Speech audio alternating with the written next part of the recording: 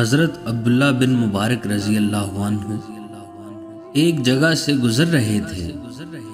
ایک لڑکے پر نظر پڑی جس کے چہرے بشرے سے ذہانت حویدہ تھی۔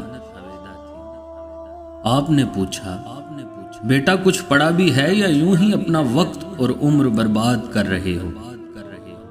اس نے کہا کہ کچھ زیادہ تو نہیں پڑھا، 4 باتیں سیکھی ہیں۔ آپ نے پوچھا کون سی؟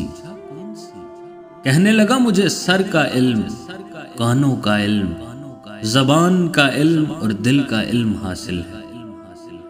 آپ نے فرمایا مجھے بھی تو کچھ بتاؤ۔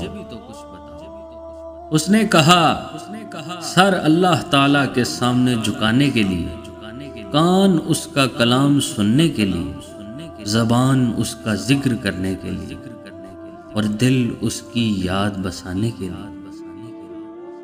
حضرت اس کے حکمت آمیز کلام سے اتنے متاثر ہوئے کہ اس سے نصیحت کے لیے کہا۔